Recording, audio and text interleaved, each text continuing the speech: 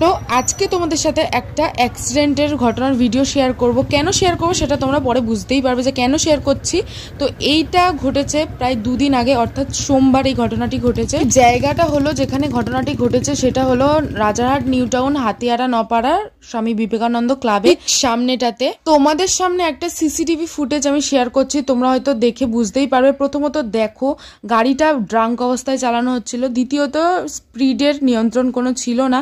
এই কারণে বারবার সবাইকে সচেতনতা বার্তা দেওয়া হয় যে কখনো ড্রাঙ্ক অবস্থায় গাড়ি চালানো উচিত না। দেখো গাড়িটার অবস্থা তো ভীষণই খারাপ হয়ে গেছে। তার সঙ্গে সঙ্গে এই গাড়ির যে ড্রাইভার ছিল তাকে তো খুঁজে পাওয়া যায়নি, কারণ অ্যাক্সিডেন্টটা হওয়ার সঙ্গে সঙ্গে সেই ড্রাইভারটা বেরিয়ে কোথাও একটা পালিয়ে গেছে। তারপরে দেখো এই ইলেকট্রিক পোস্টারটা দুই ভাগে ভাগ হয়ে গেছে, এত জোরে গতিবেগে এই পোস্টারের সঙ্গে ধাক্কা মারা হয়েছে গাড়িটাকে। সে একটাই কথা বলতে চাই, চারিদিকের মানুষদের সচেতন করো, নিজেরাও সচেতন হও। এইরকম চারিদিকের ঘটনায় অনেক মানুষের প্রাণ হারায়। কাছে একটাই অনুরোধ রইল, যারা যারা এই ভিডিওটা দেখছো অনেক অনেক শেয়ার করো আর মানুষদেরকে সচেতন করো।